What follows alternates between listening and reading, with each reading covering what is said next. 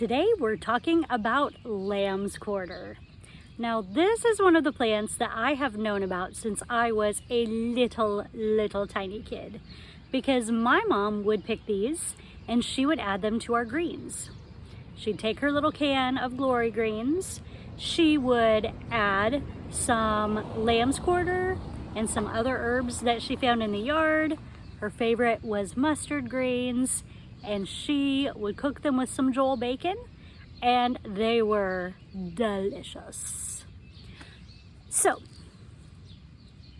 But did you know that not only is lamb's quarter nutritious, but it is also delicious? Let's talk for a minute about this amazing plant, starting with what it looks like. So as you look here, you'll notice that every little branch of the lamb's quarter has red on it. I'm not sure why, but it is true.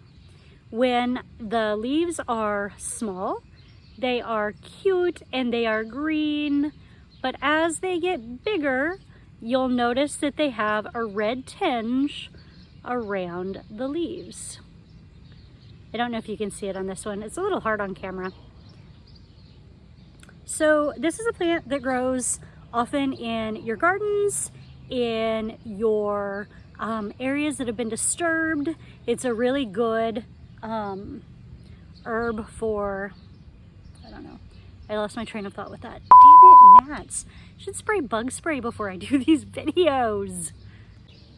So you never realize how many motorcycles you hear in your neighborhood until you start to make a video.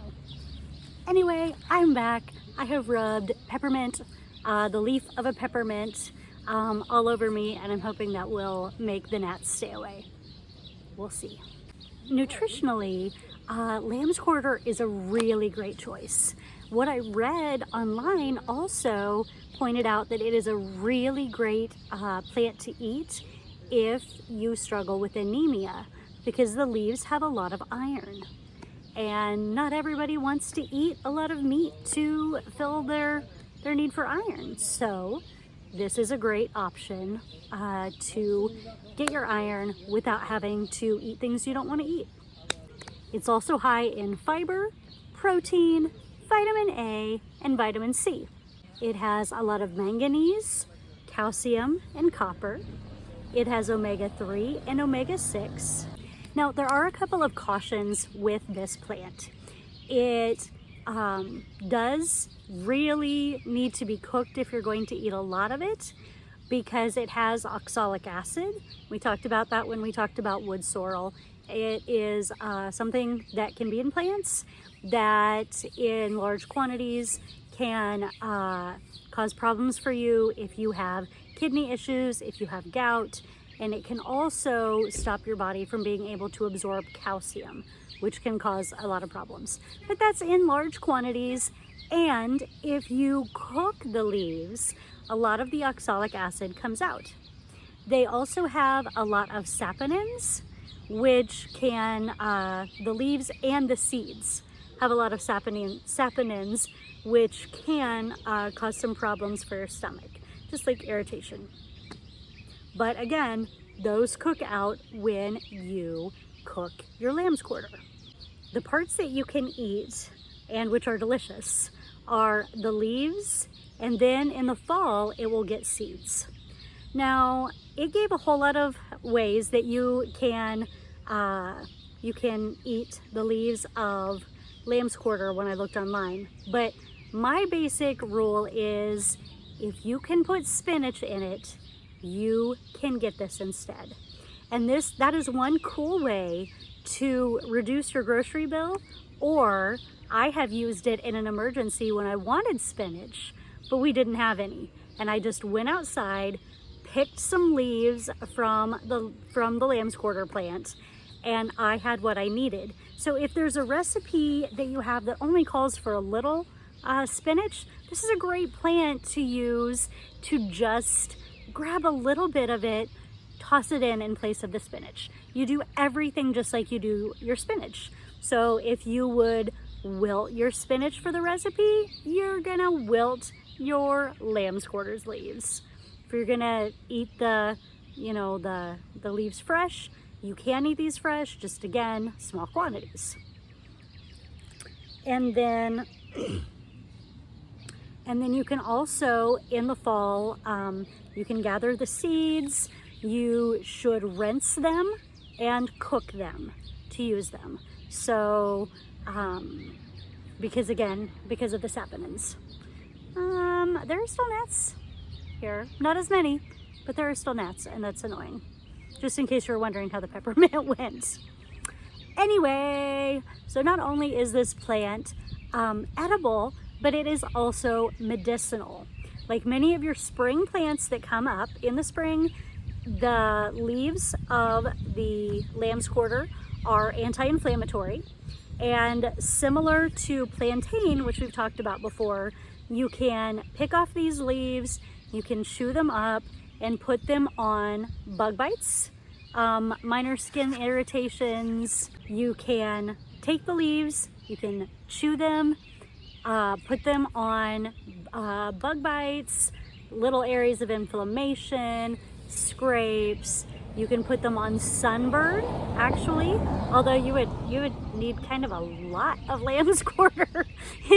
I'm like picturing your whole body sunburned and you trying to frantically chew enough of it to make a poultice that covers your whole body. I don't feel like it's really practical for that large of an application. However, maybe like, you know, you get the little sunburn on your arm if it's up in your window when you're in passenger or as you're driving. Maybe for that would be realistic. Anyway, I digress. In addition to the uses for inflammation, you can also chew the leaves up and use them as a poultice for joint pain from arthritis, which is a really interesting use, and I think I'm going to have to try that because I've had arthritis in my right knee since I was pretty young. So I am always looking for things that will help with arthritis pain. You can also make the leaves into a tea, and that leaf tea is really, sorry, I just got a message on my phone. I forgot to put on Do Not Disturb. So you can also make a leaf tea and you can use it for skin irritation. You can put it in your bath water. Just add some of the leaf tea to your bath water, and it's good as a toner. It helps to tighten up your skin. For those of you like me who are maybe not as young looking as you'd like to be. And here is one use that I found really intriguing. You can make soap out of the roots. I mean, clearly you would need to wash the mud off. Like, do I really need to explain that? I mean, common sense is oddly uncommon, but I feel like we would all know that you need to wash the dirt off. But this is something I want to try in the fall. So you can use the leaves, you can use the roots to make a soap. So what you do is you take 1 cup of the roots chopped into small pieces, and then you take 2 cups of water from flaxseed.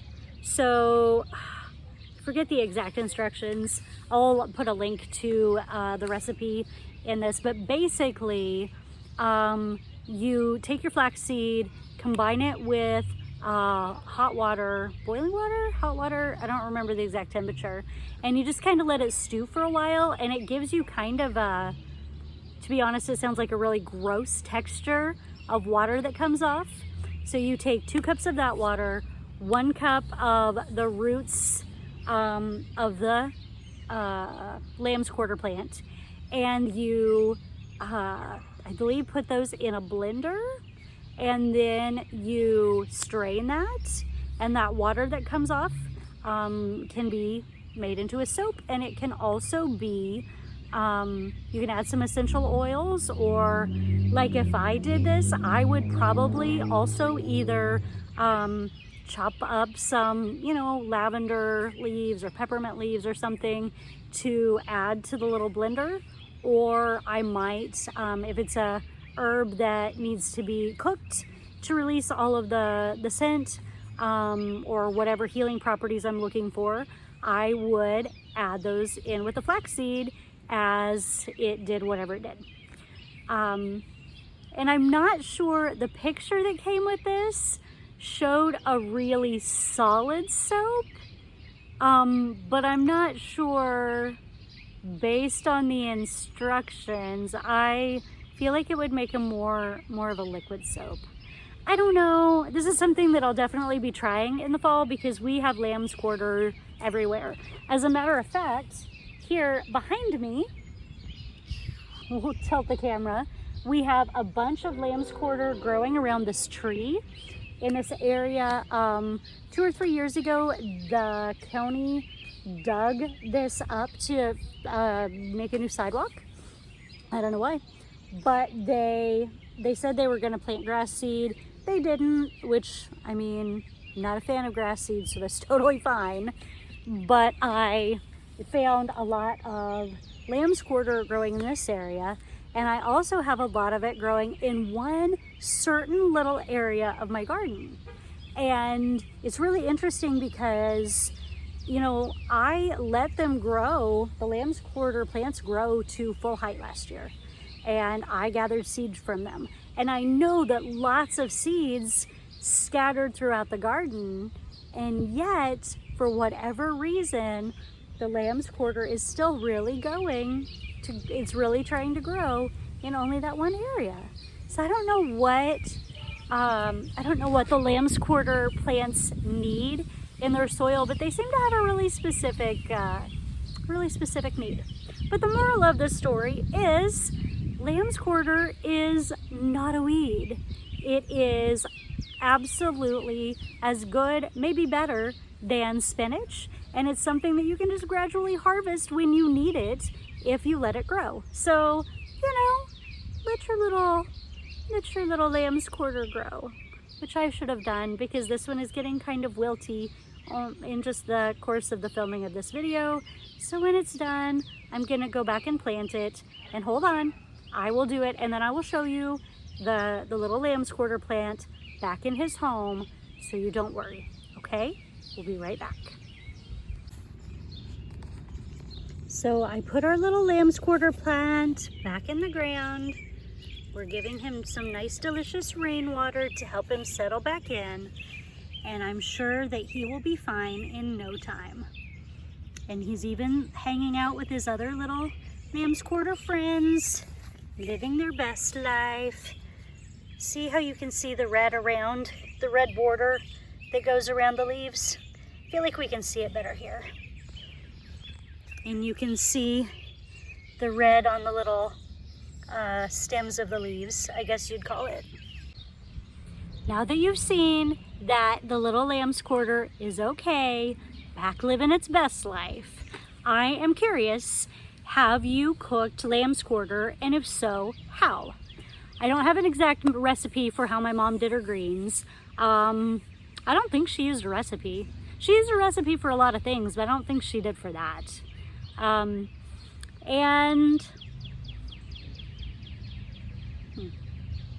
But I would love to know how you or how your family used lamb's quarters.